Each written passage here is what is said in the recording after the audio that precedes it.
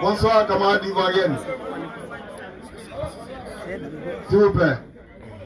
Je suis Ato Belé. Voilà. Je suis Ato Belé. Je suis ex-exilé.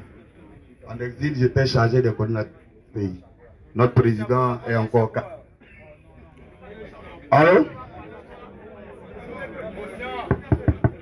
Aujourd'hui, nous sommes là. Vous parlez, nous sommes de...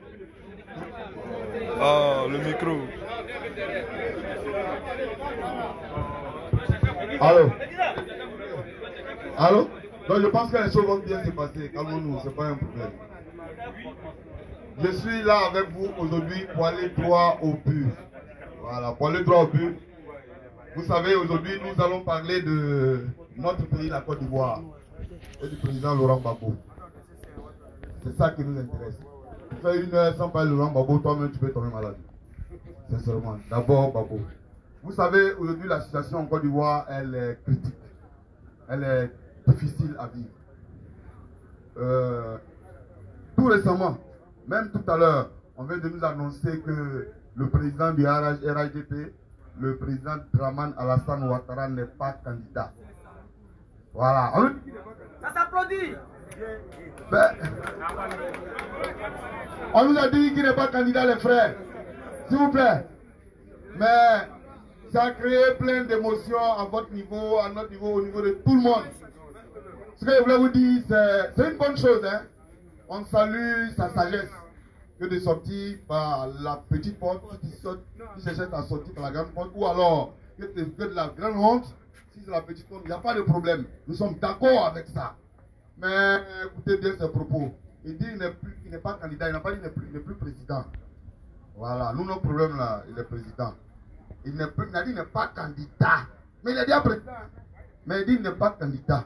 Et mieux encore, d'ici demain, ils vont modifier la constitution pour soit prolonger le mandat des députés au cas où il y a un report du scrutin électoral.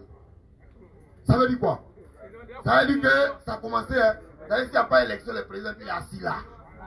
C'est de ça qu'il s'agit. Ça veut dire qu'il n'est pas candidat. Il est déjà président, candidat là c'est quoi?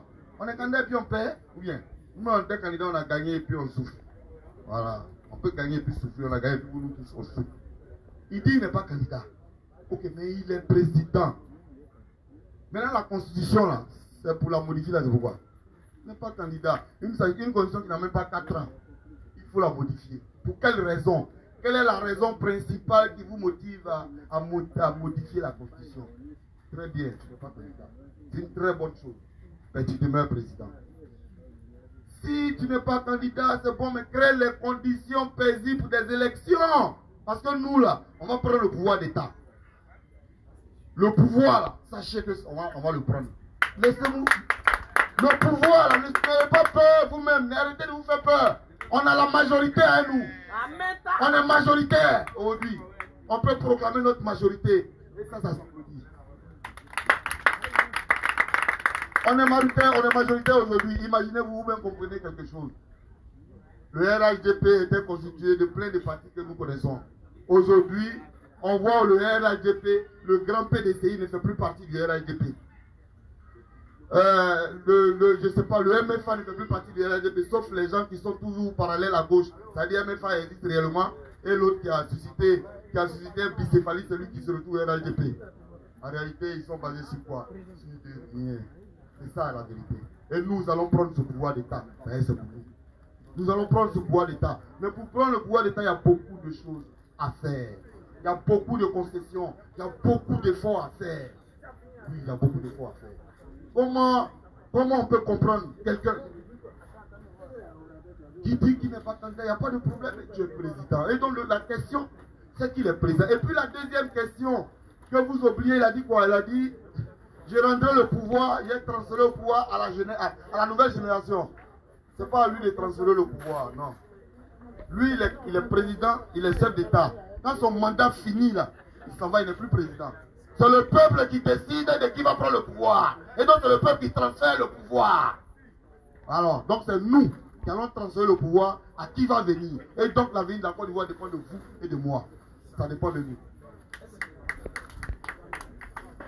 Soyons rassurés frères, n'ayons plus peur. Vous savez, les gens parlent souvent. Nous, on se connaît tous, nous sommes tous des familles modestes. Nous sommes tous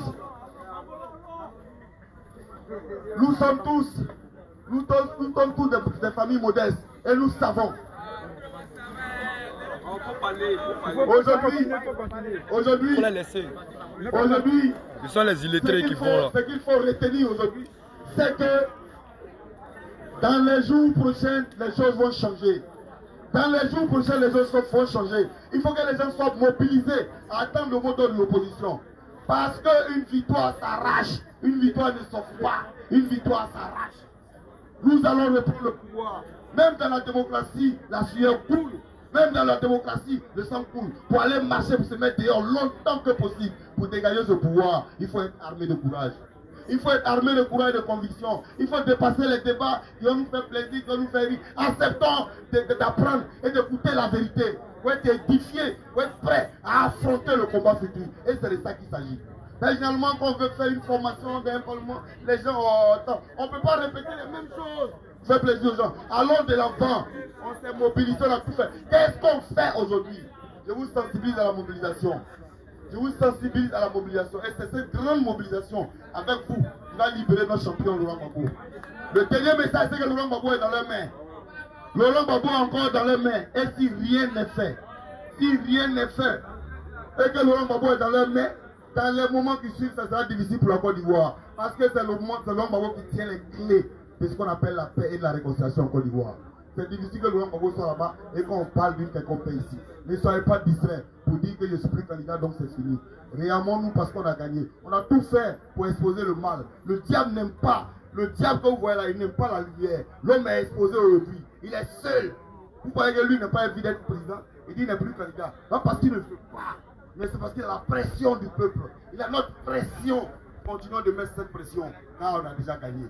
La victoire est pour demain. Je suis venu vous dire de vous armer de courage parce que nous allons gagner. Je vous remercie. Merci.